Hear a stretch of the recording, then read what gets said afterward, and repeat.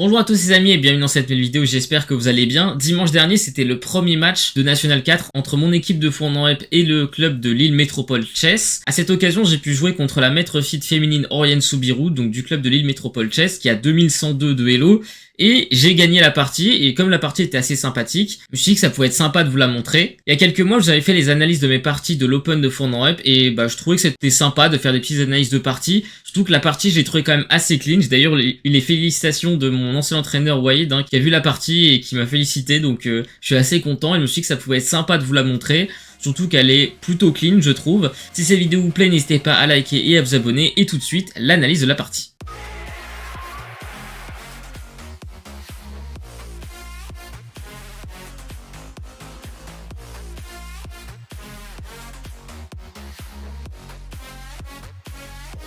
On commence avec l'analyse de la partie, donc je joue table 1 avec les blancs et je commence bien entendu par E4, je ne joue que E4 avec les blancs. C6, D4, D5, l'ouverture carreau-canne, cavalier C3, le coup principal, pion prend E4, cavalier prend E4 et cavalier F6. Alors cavalier F6 c'est un coup que j'aime pas du tout, vraiment je déteste jouer contre cette ouverture et je vais vous expliquer après pourquoi.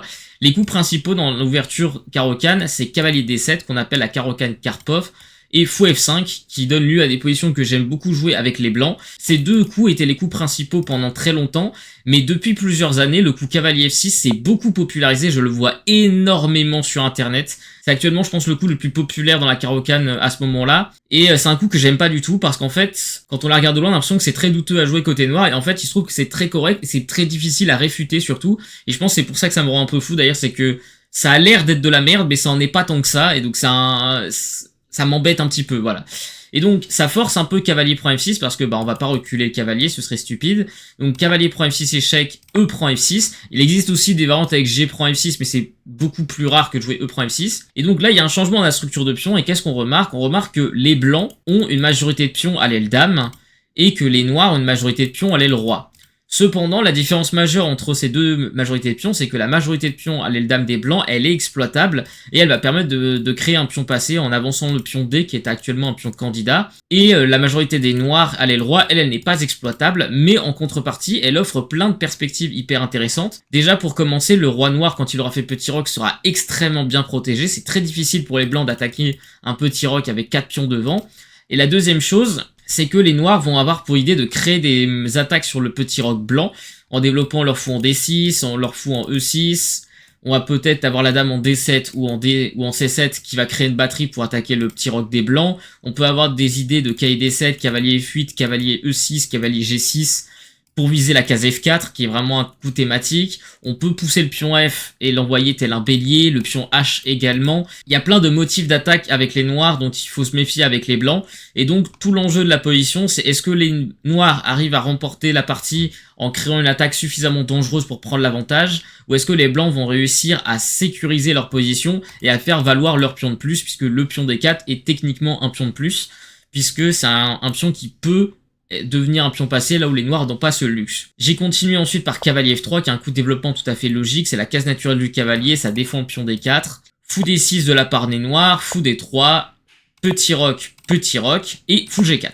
Fou G4 c'est un coup qui est tout à fait normal, l'idée c'est de clouer le cavalier F3 et potentiellement de mettre la pression plus tard sur le pion D4, surtout que le fou en G4 il pose un vrai problème, c'est que tant que le clouage est effectif, c'est compliqué de bouger madame, sinon je risque juste de me faire casser le roc, et ça, vu ce que j'ai abordé avant, ça peut être problématique. Imaginons, je vais jouer des coups un peu étonnants, mais maintenant qu'on arrive dans ce type de position-là, c'est un désastre. Clairement, c'est un désastre. Et même sans arriver dans ce type de position-là, si je tolère fou prend F3, pion prend F3, il faut vraiment que ça en vaille la peine. On peut se poser la question de pourquoi j'ai pas joué H3 plus tôt, justement pour empêcher la venue du fou en G4.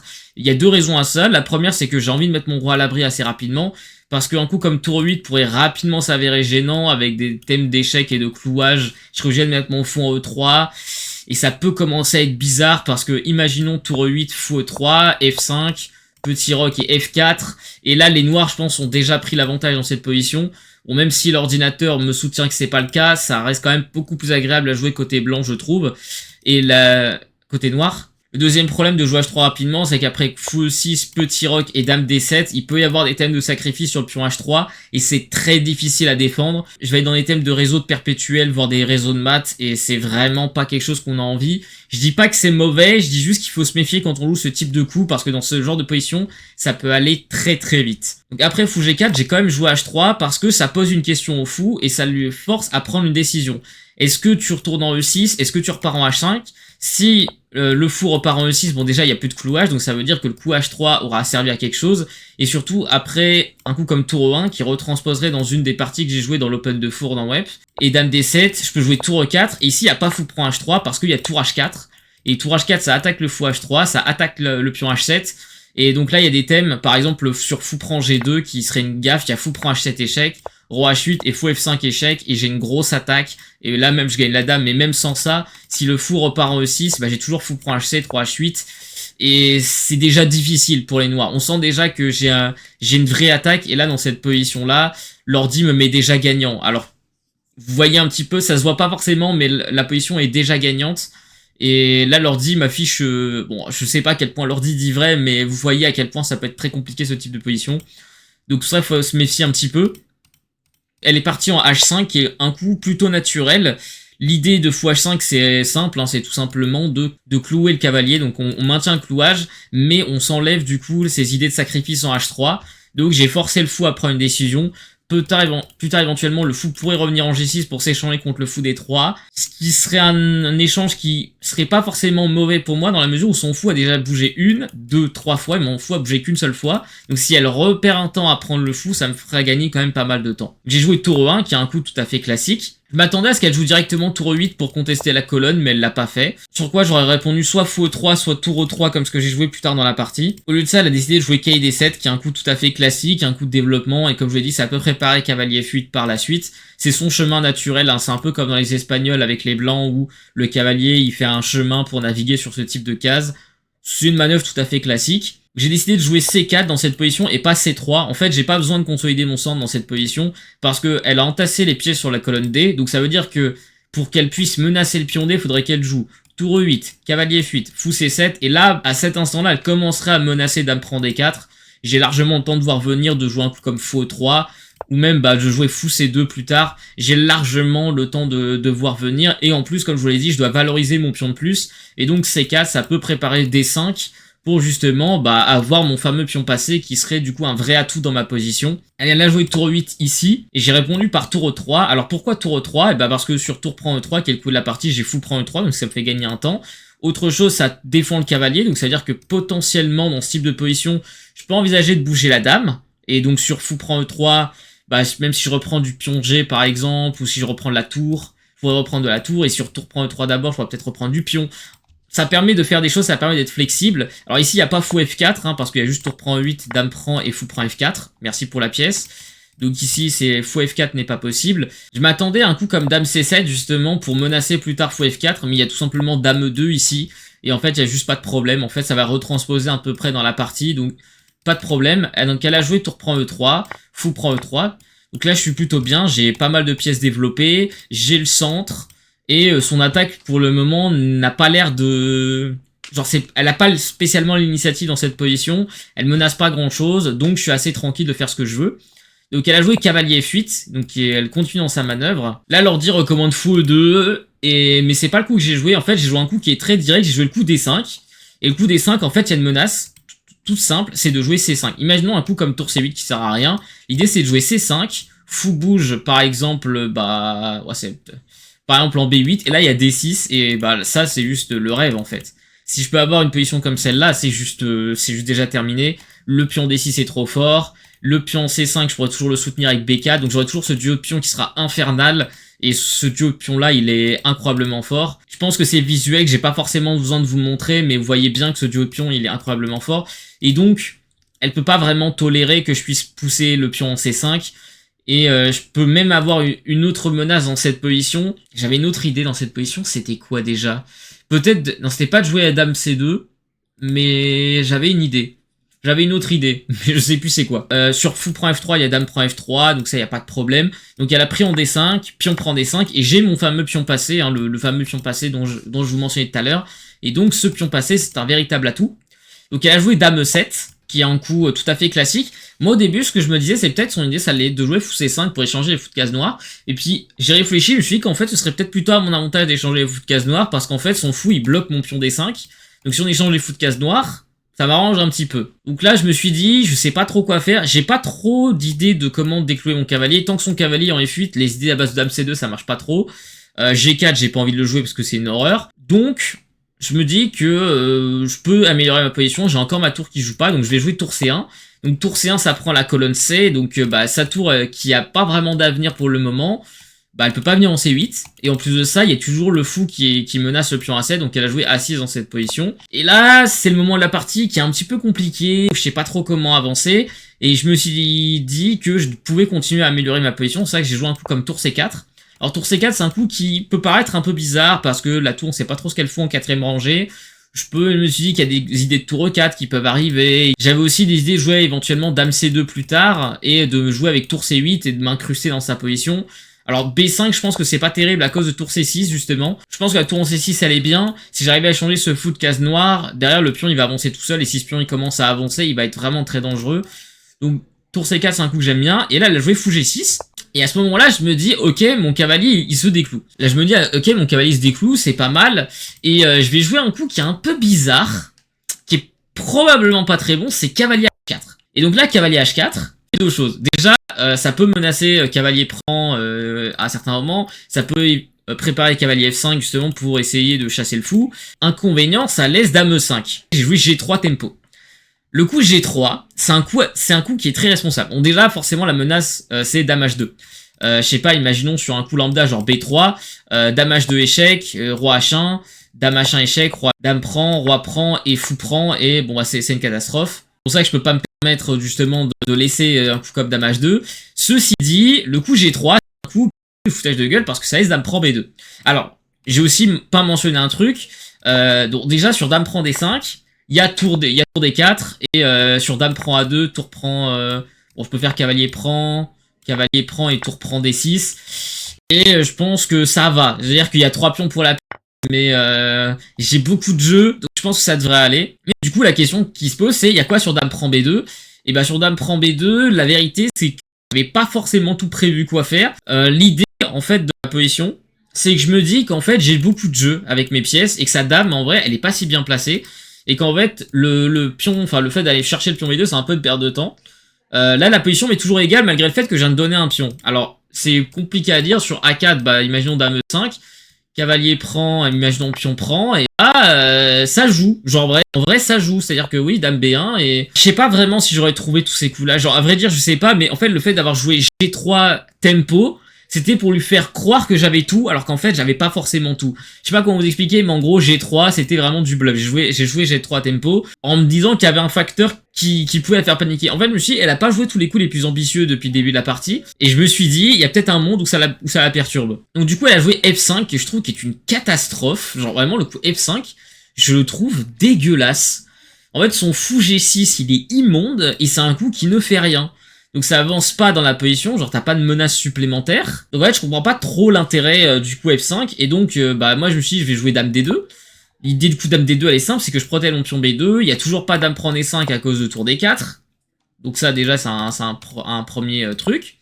Donc elle a joué fou E7, et donc l'idée de fou E7 c'est de jouer fou prend H4. Pour le moment je m'en fiche, j'ai tour prend H4, mais vu qu'elle a bougé son fou, maintenant elle menace dame prend D5, du coup j'ai joué fou E2. Pour défendre le pion. Jusqu'ici, rien de bien fou. Donc avec les noirs, elle a décidé de jouer fou F6. L'idée de fou F6, c'est de menacer dame prend B2, et vous savez quoi? Et bah je m'en fous, en fait, je vais même provoquer dame prend B2.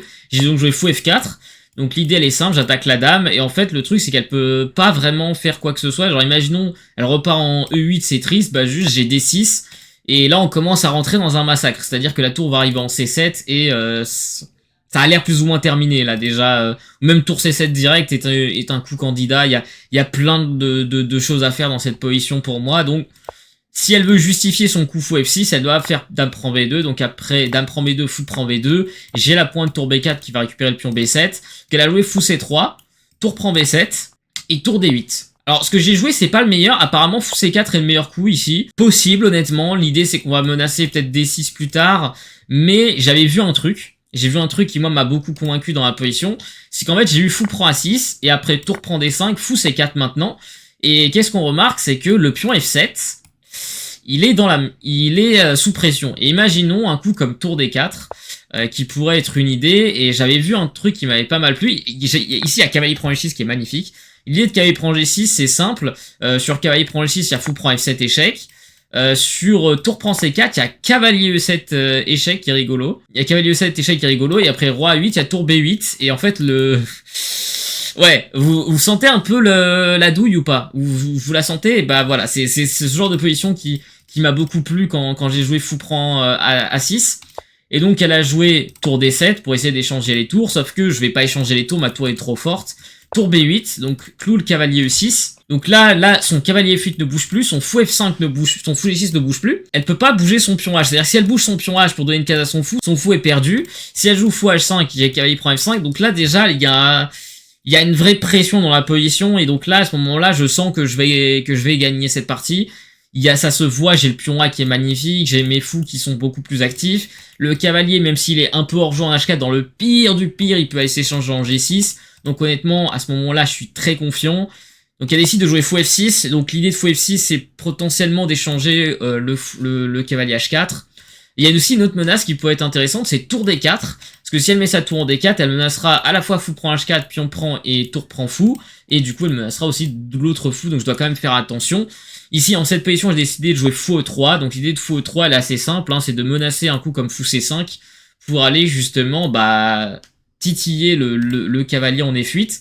Et donc en fait fou prend H4 je pense serait une gaffe parce que ce type de position là en fait mon fou de case noire en fait d'un moment donné va réussir à attaquer le pion, enfin le cavalier en F8 et elle le gagner. Donc elle peut vraiment pas se permettre de jouer comme ça, elle doit garder son fou de case noire, il est trop important dans cette position. Donc elle a essayé de jouer fou E5 qui attaque la tour E8. Donc on replace la tour. Ici elle a joué fou D6 qui est le coup normal. Et donc j'ai décidé de faire un coup un peu étonnant. En gros, ce que je me disais, c'est que si je joue un coup comme roi G2, après des coups comme tour E7 pour essayer de me forcer à échanger, par exemple ici, tour A8 serait pas terrible à cause de F4. Et là ça craint. Vous voyez un petit peu le genre de problème. Et le fou se réveille en fait. Je pense qu'à un moment donné, donner le pion, ça peut être une idée pour elle pour réveiller son fou. Et je me suis dit que tôt ou tard, son fou allait peut-être revenir. Et donc j'ai décidé de l'échanger. C'est un choix discutable parce que ça va laisser sa possibilité à son roi de bouger. Mais bon, je voulais activer mon roi, on est en finale. Je voulais retirer aussi mon roi de la première rangée pour éviter des échecs. Ici, elle a joué tour C7, attaque le fou B3, roi H7 pour se déclouer. Et A4, je commence à pousser mon pion. Je le fais peut-être un peu tardivement, mais bon. On commence à mettre la marche avant. Et donc là, un coup que j'ai pas trop compris, je pense qu'elle pensait pouvoir tenir la position. Mais dans les faits, je pense qu'elle a juste accéléré sa défaite. Le truc, c'est que son cavalier, il a du mal à revenir en jeu. Je m'attendais à ce qu'elle joue un coup comme cavalier D7 pour cavalier C5 plus tard. Mais elle peut pas jouer cavalier D7 parce qu'en fait, il y a fou prend F7. Et du coup, elle a joué cavalier E6. Sauf que, du coup, fou prend E6, pion prend E6, tour prend E6. Et là, j'ai juste un pion net de plus, un pion A. Il y a encore des fous de même couleur. Donc, si les tours s'échangent, ça peut gagner. Et même si les fous s'échangent, ce qui va arriver dans cette partie, et ce sera quand même toujours gagnant. Parce qu'après fou C5, qui est le coup qu'elle a joué, et en fait, je vais la laisser échanger les fous, parce que cette position avec les blancs est gagnante en échangeant les tours. Donc A5, fou prend E3, tour prend E3, tour A7, tour A3. Et cette position est gagnante. On dit souvent que ce type de position, ça peut annuler, mais dans cette position, ça n'annule pas. Et en fait, la position va montrer très clairement pourquoi ça gagne. Déjà, il y a une meilleure structure de pions de mon côté. Ici, il y a des pions doublés, donc ça veut dire que je peux avancer assez tranquillement jusqu'en G5. Que ma tour, elle va faire un rempart, et que si jamais elle veut prendre le pion A5 en force, elle devrait échanger les tours, et dans ce cas-ci, la finale de pion sera gagnante, parce qu'en fait, je serai déjà en train de bouffer ses pions à elle. Donc là, elle est obligée un peu de recentraliser son roi, parce que son roi est en H7, donc il est très mal placé. Donc roi G8, roi F3, roi F7, roi F4 et roi F6. L'ordi, il laisse faire G5. Je comprends pas trop comment on peut laisser le G5. L'ordi considère que laisser G5, c'est pas grave. Humainement parlant, personne n'a envie de laisser G5, j'ai joué H4, tout simplement. En fait, je verrouille toute possibilité de contre-jeu ou de me faire repousser. Je veux prendre l'espace, je veux m'infiltrer dans son camp pour aller prendre ses pions.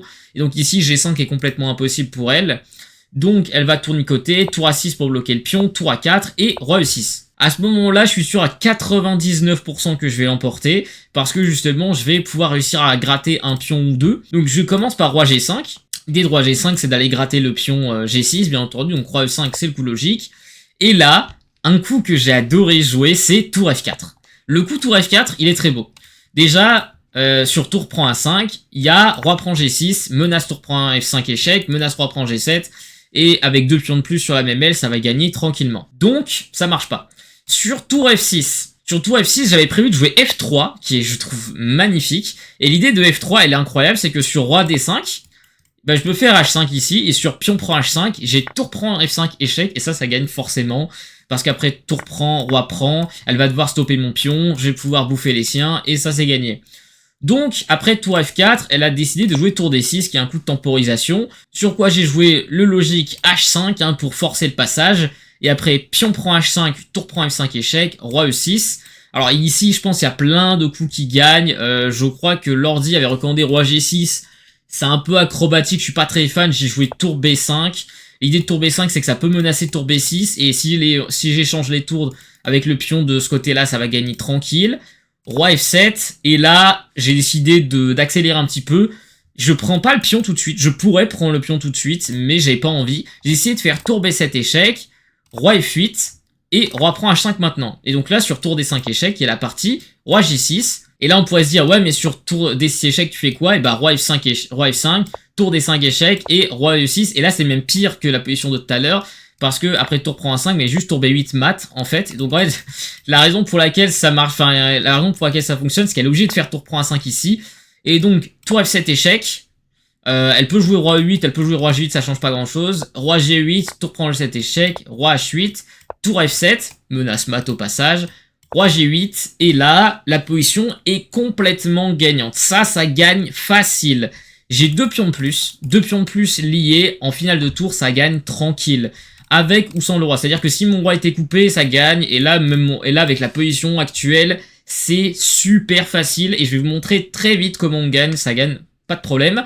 Donc, je commence par jouer G4, tour A6 échec, tour F6, tour A4.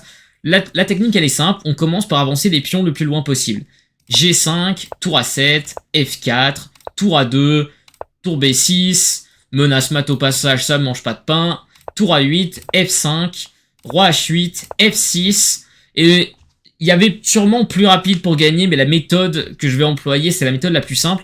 On avance les pions de cette manière, et en gros l'idée ça va être d'avancer la tour sur la 7ème rangée, du coup il n'y aura pas d'échec sur la 6ème, notre roi il est côté court en quelque sorte, enfin il est côté le plus court de l'échiquier, c'est-à-dire qu'il n'y a pas d'échec qui peut arriver par la droite, par la gauche c'est couvert, par derrière c'est couvert, et donc ça va gagner tranquillement. Donc même si elle joue un coup comme tour G8, bah juste à jouer roi H6, et après il y aura G6, G7 qui va arriver, et il n'y a pas de problème.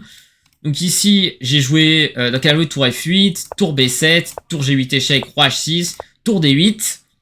Et donc là, je me suis pas cassé la tête, je pense que G6, G7 fonctionne, mais peu importe le type de position dans lequel vous êtes, si mon roi était resté en G6, ça fonctionnerait pareil. L'idée, c'est de jouer tour H7 échec, roi G8, F7 échec, et là, elle a abandonné, parce qu'en fait, sur roi F8, il y a juste tour H8 échec, donc je vais vous le montrer, sur roi F8, tour H8 échec, et après roi E7, tour prend tour, roi prend et dame, et ça gagne, hein, tout simplement. Finale de dame, c'est un classique. Et donc voilà, c'était ma partie, je l'ai trouvé assez sympathique, j'ai bien aimé la finale, je trouve que je l'ai vraiment bien négocié, j'ai vraiment bien géré, j'ai bien simplifié la position, et j'ai trouvé que c'était une finale qui était assez belle. N'hésitez pas à me dire ce que vous avez pensé de la partie en commentaire, n'hésitez pas à liker et à vous abonner. Sur ce, je vous laisse, et je vous dis à très bientôt pour de prochaines vidéos et des prochains streams. Salut!